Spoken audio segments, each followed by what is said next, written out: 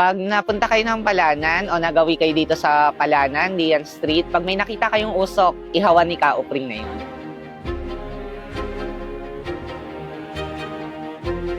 Yung lasa ganun pa rin naman eh. Kailangan laging bago. Then yung kamatis niya sa mga bangus, pusit, kailangan laging fresh. Kasi pag na-stock na siya, iba na yung lasa.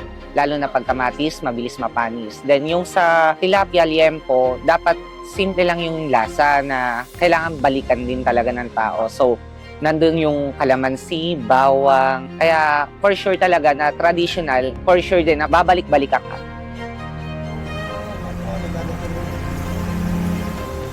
Papa ko kasi talaga magaling magluto eh. So, ang namana ko lang naman kay Papa, pag-iihaw. Kasi 8 years old pa lang ako, tinuturuan na ako pa na mamalengke. Tapos kung anong pinagkaiba ng bangus dagupan, bangus Laguna, bangus Bulacan, kailangan laging dagupan. Then sa tilapia, kailangan Batangas. Ganon. Kailangan alam nyo yon para kahit papano, hindi tayo mabudol. Yung electric fan namin na ginagamit sa ihawan, sing edad ko na po yon, 29 years na ongoing. Ngayon, ang nauubos namin bangus sa is 40 kilos. Then yung tilapia, 20 kilos. Sa pusit, 15 kilos. Then ang yempo is 30 kilos. Dati kasi, umpisa pa lang nun, bangketa kami. Siyempre, improvement, then naipasa na sa akin. Ayun, naghanap din talaga ng pwesto na medyo malapit dito. Kailangan kasi hindi lang, yun lang yung paninda mo. Kailangan magdagdag para kahit papano, hindi magsawa yung mga tao.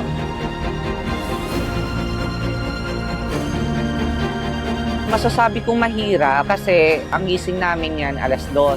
Bali, ang tulog na namin ng niyan, 8:00 na ng umaga. Kasi preparing pa lang, magtatadtad ka, tapos di-deliver yung mga isda 12:00 pa lang, 1:00. Then nililinisan namin yan. Kami ang maglilinis. Hindi namin pwedeng patiwala yung paglilinis. Kaya siguro binabalik-balikan din kami kasi malinis talaga yung paligid.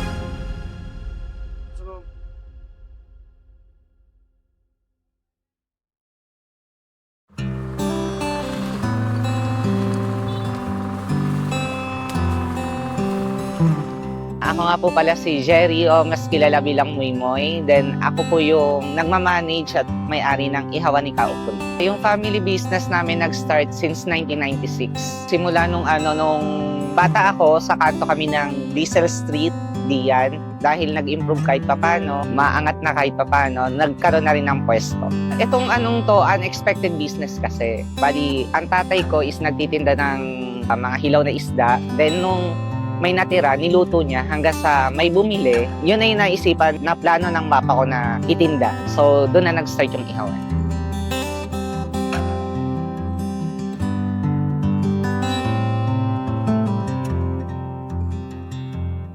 Ang turo kasi ng tatay ko, kailangan quality eh. Kailangan yun pa rin talaga yung lasa na dapat asin lang, paminta, hindi mo nadadagdagan ng maraming ingredients. Para bang traditional talaga kung paano lutuin ang inihaw. Nag-start ang papa ko ng bangus, tilapia, pusit, then nadagdagan na ng liempo, manok, hito, tulingan, pampano, tuna pa nga, tuna din.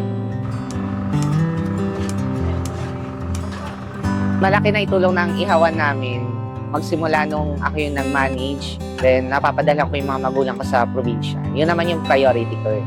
Natulungan ko, nakapagpagawa na ng bahay sa Pangasinan. Then marami na rin na-invest. Inspirasyon ko siguro yung magulang ko talaga. Magulang ko kasi una matanda na sila. Then kailangan nila ng support. Tapos kapatid ko, mga kuya ko na umaasa sa akin, mga pinsan ko. Then yung mga kapitbahay namin na tumutulong dito. Mga anak-anakan ko, pamangkin ko, yun.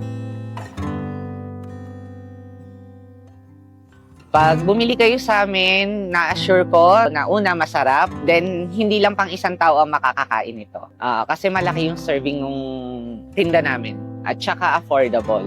Yung bangus namin, bangus na regular namin is 150, then yung boneless bangus 180, yung tilapia namin 130, tulingan 130, manok 120, hito 150, 170, barbecue 27, tuna pa nga maabot ng 500, 1 kilo na yon. Then pag 600 naman, more than 2 kilos, isang malaki. Then yung tuna belly is 450.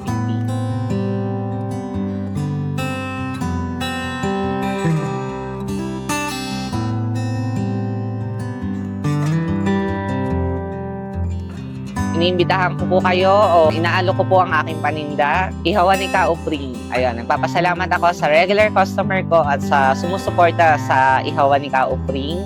Walang hanggang pasasalamat. Thank you so much. Bali, kung gusto niyo matikman yung Ihawan ni Ka Upring, open po kami alas 4 hanggang alas 10 ng gabi. Everyday po yan. Dito po sa Barangay Palanan, Dian Street. Tabi po kami ng Palanan Public Market.